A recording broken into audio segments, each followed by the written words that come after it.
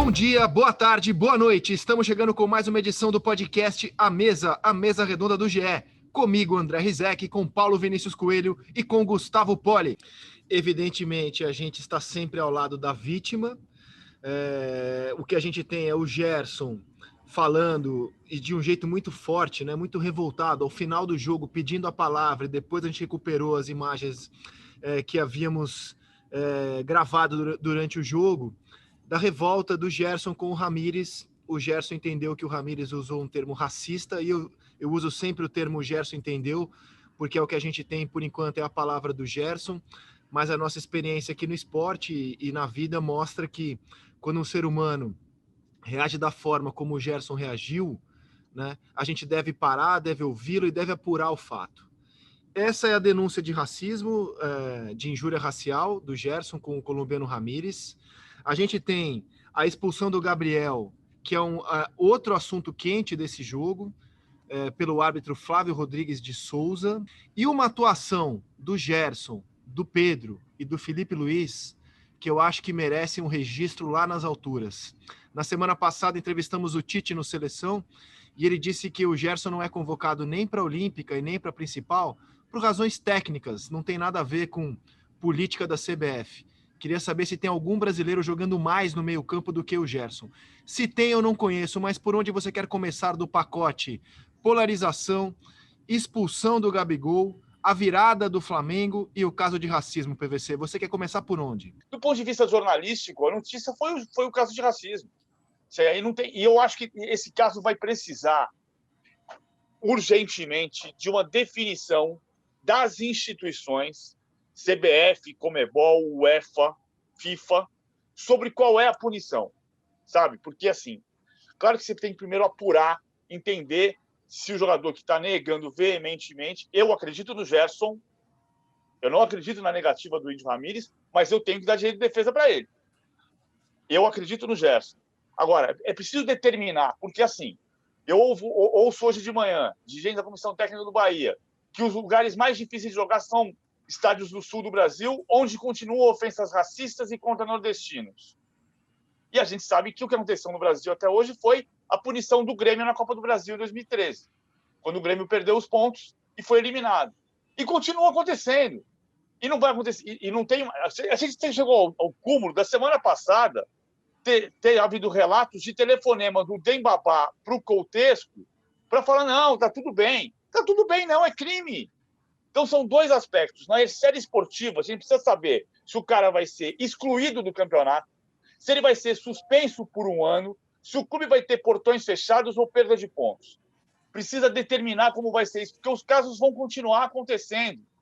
E, como ficou claro ontem, diferentemente de Paris, não vai ser em todos os jogos que todos os jogadores vão ser solidários e sair de campo.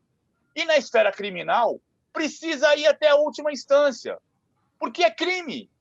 Então tem que ter um processo criminal. Chega desse negócio de levar o de sábado para a delegacia, como foi em São Paulo e Quilmes em 2005, e depois o cara volta para Buenos Aires e fica na história do futebol, mas nunca mais se discute se o cara foi criminoso ou se foi inocente. Como a súmula não traz relato da equipe de arbitragem, a gente tem a palavra do Gerson, que alega ter ouvido do Ramires um cala-boca negro, né? E manteve-se firme até o fim do jogo, aliás, jogando demais, impressionante o que jogou o Gerson, e depois da partida pediu a palavra na transmissão do Premier e fez um desabafo para o repórter Fernando Saraiva. E aí, Poli? Desabafo muito forte, né? Assim, e você, conhecendo o Gerson, todo mundo tende a acreditar na palavra dele, porque assim, aquela entrevista não foi comum, né? Agora, temos algumas dificuldades no caso. Primeiro porque, aparentemente, só o Gerson, a gente não sabe se outro jogador do Flamengo pode vir a corroborar a história, ou do Bahia até, mas só o Gerson acusou até o momento. E o Ramires, segundo a nota oficial do Bahia, nega veementemente ter falado isso. Pode ter havido algum ruído, ele ter falado uma coisa, o outro entendido outra. Sou estranho, né? Isso é uma coisa. Outra coisa, assim, falando de futebol, engraçado que eu acho que isso teve um impacto no jogo brutal. O que o Gerson jogou ontem foi uma enormidade. E o Ramires, até então, ou até o 3-2, era o melhor jogador do Bahia. Estava jogando demais também. O Bahia virou muito por causa dele. Ele estava comendo a bola, esse conflito se deu, o Mano tirou o Ramírez de campo, botou o Rodriguinho e o Flamengo virou o jogo. Então, assim, olha que ironia da história. Eu acho que tudo que o PVC falou é verdade. A gente tem que ter muito cuidado, né? A gente estava comentando antes do programa. Hoje tem uma entrevista na Folha de São Paulo da Bari Weiss, que é a jornalista americana que se demitiu do New York Times, falando sobre a cultura do cancelamento, né? Que ela acredita que hoje se cancela, as pessoas são canceladas muito facilmente. Então, assim, a gente não pode passar pano para crimes cometidos. Nós temos que ter cuidado e lembrar daquela pequena expressãozinha que sempre existe, o devido processo legal. O devido processo legal existe para que as pessoas, os acusadores, o acusado se defenda e a justiça seja feita.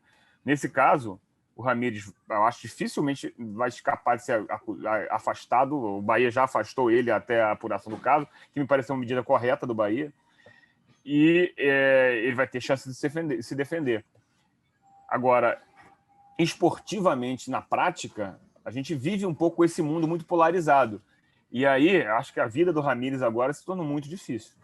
Ele não tem condições, não vai ter condições no futuro próximo de jogar futebol no Brasil. Só para terminar, voltando ao futebol, eu queria só dizer o seguinte, o que você falou, Rizek, não é que o melhor meio-campista do Brasil seja o Gerson, é o melhor jogador do Brasil hoje. O que ele tem jogado é uma enormidade.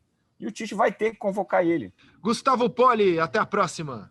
Até a próxima, Rizek. Só registrar aqui que nós devemos fazer na segunda-feira uma ode ao Gerson, não só pelo futebol, como pela reação sincera no final do jogo, sem querer condenar precocemente ninguém.